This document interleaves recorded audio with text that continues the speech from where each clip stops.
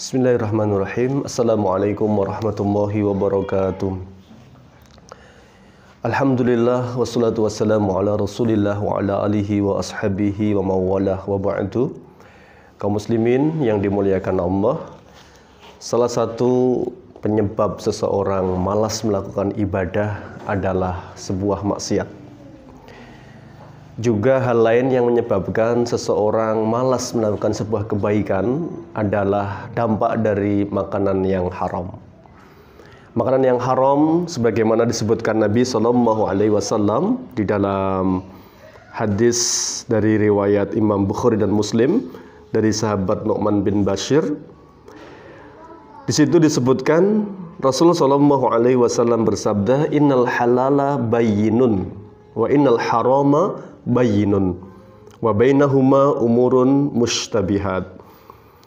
Nabi bersabda, yang halal sudah jelas, yang haram sudah jelas. Di antara yang halal dan haram adalah perkara syubhat. La ya'lamuhunna katsirun minan nas. Tidak banyak manusia mengetahui hal yang syubhat ini. Faman ittaqa syubhat faqad istabra'a li dinihi wa 'irdihi.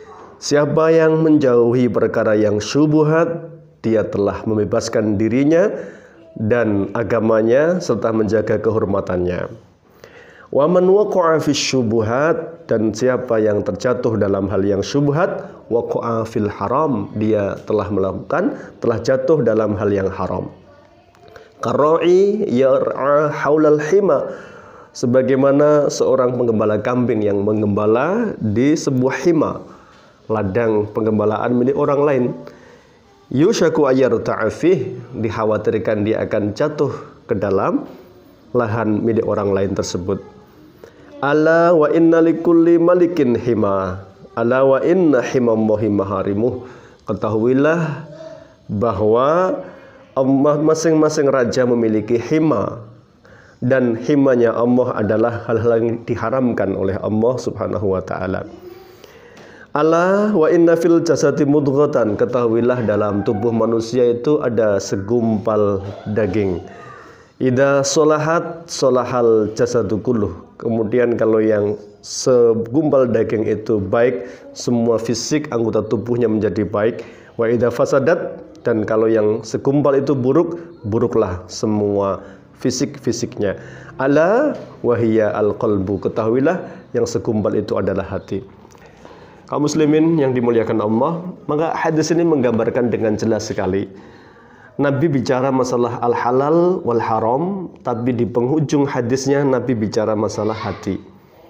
Bahwa hati yang baik itu dipengaruhi dari apa yang dimakannya. Hati yang baik itu buah dari keberkahan harta yang dimilikinya. Sebaliknya, hati akan menjadi kotor karena makanan haram yang dimakannya. Maka tidak ada keberkahan dalam harta yang haram, karena itu justru akan membusukkan hatinya. Nah, disinilah pentingnya kita menyadari bahwa kalau ibarat raja, hati adalah raja pengendali utama.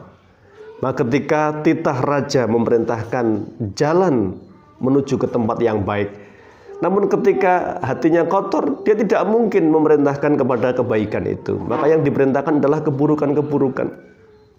Maka yang menjadi evaluasi kita adalah mengapa kaki-kaki kita terkadang berat melangkah ke tempat-tempat terbaik.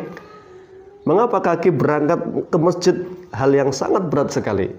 Evaluasi pertama adalah barangkali hati kita kotor, dan pemicu utamanya adalah makanan yang diharamkan tadi. Mengapa kita susah menerima nasihat dari orang lain? Pasti itu karena hatinya yang keras. Hati keras, salah satu pemicunya adalah makanan yang haram. Mengapa kita tidak betah berlama-lama hadir di majelis ilmu, duduk bersama kaum muslimin, menikmati sajian ilmu dari para ulama?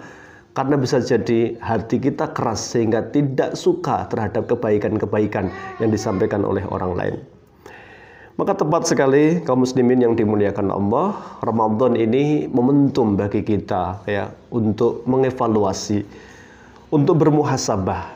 Sudahkah yang kita bawa ke rumah ini adalah rizki yang halal? Sudahkah yang kita bawa ke rumah ini betul-betul bisa dipertanggungjawabkan di hadapan Allah? Karena harta ada dua pertanyaannya kelak. Yang pertama adalah min aina iktisabahu. Anda dapatkan dari mana duit itu? Anda dapatkan dari mana harta itu? Yang kedua yang akan ditanyakan adalah wa fima anfaqahu. Kemana dihabiskan harta yang jenengan dapatkan itu?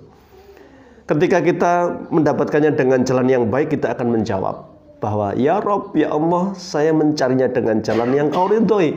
Ketika kita habiskan dalam hal yang ma'ruf diridhoi oleh Allah Subhanahu wa taala, kita juga akan mampu menjawab, ya Allah, saya habiskan untuk kebaikan yang Kau ridhoi.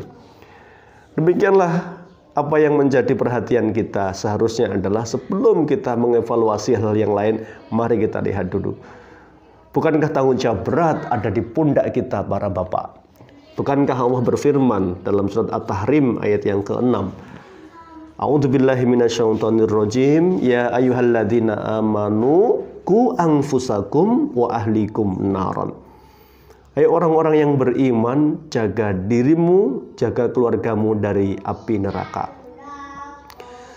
Rasulullah sallallahu alaihi wasallam menggambarkan ayyumalahmin, daging manapun, nabata min sukhtin, yang tumbuh dari harta yang diharamkan oleh Allah, fannaru aula bih, maka api neraka lebih tepat, tempat yang lebih tepat untuknya.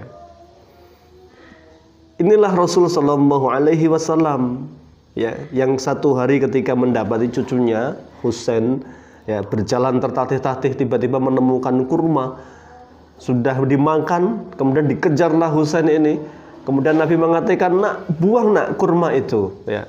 Namun Husain tak kunjung mengeluarkannya sampai Nabi harus memasukkan jarinya ke mulut cucunya itu, kemudian mengambilnya dan mengatakan, tidak tahukah nak bahwa haram bagi keluarga Muhammad makan harta sedekah. Barangkali kalau orang tidak hati-hati, dia akan berpikir toh anak kecil tidak apa-apa, masih bisa dimaklumi dan lain sebagainya. Tapi bagi Rasulullah, sekecil apapun potensi yang menyebabkan anak keluarganya masuk neraka, pasti dijauhkan oleh keluarga, oleh kepala keluarga yang penuh tanggung jawab tadi. Maka kaum muslimin yang dimuliakan Allah, rizki, maut, semua sudah dijatah oleh Allah Subhanahu wa taala, maka jemputlah dengan cara yang terbaik, dengan cara yang diridhai oleh Allah Subhanahu wa taala. Barakallahu fikum. Assalamualaikum warahmatullahi wabarakatuh.